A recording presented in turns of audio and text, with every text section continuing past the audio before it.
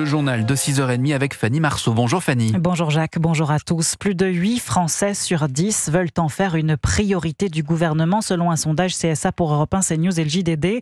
La sécurité ou la promesse de pouvoir vivre sereinement en se sachant à l'abri chez soi.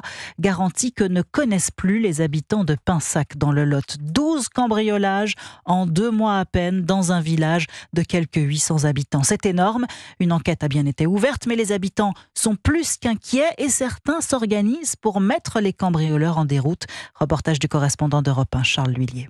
Ici désormais, même en pleine journée et dans des rues désertes, la plupart des habitations ont leurs volets fermés, notamment la maison de Fabrice, cambriolée il y a 2 semaines. De l'extérieur, ils arrivent à dégonder la fenêtre et puis ils rentrent. Ils ont été dans la chambre de ma fille, ils ont pris des bijoux, ils fouillent partout, ils ouvrent les tiroirs, ils ouvrent les armoires. Il y avait qu'un endroit pour pas être vu, c'était derrière la maison, là où c'était pas éclairé. Donc ils doivent se promener dans la journée, ils repèrent les maisons. Alors pour repérer d'éventuels rôdeurs, Jean a été nommé citoyen référent. Avec une dizaine de riverains, il recueille chaque information. Dès qu'on voit une voiture qui n'arrête pas de passer et repasser, on demande aux gens de noter le numéro d'immatriculation, l'heure, la date et de nous rapporter ces informations. Parce que bon, vous savez, c'est une psychose totale. Et même si pour l'instant aucune violence n'a été commise, Roselyne, souvent seule chez elle, craint le pire. On craint d'être rançonné, d'être attaqué le jour, la nuit. C'est angoissant. Plusieurs habitants ont donc demandé à la mairie d'éteindre l'éclairage public 1 heure plus tard chaque soir.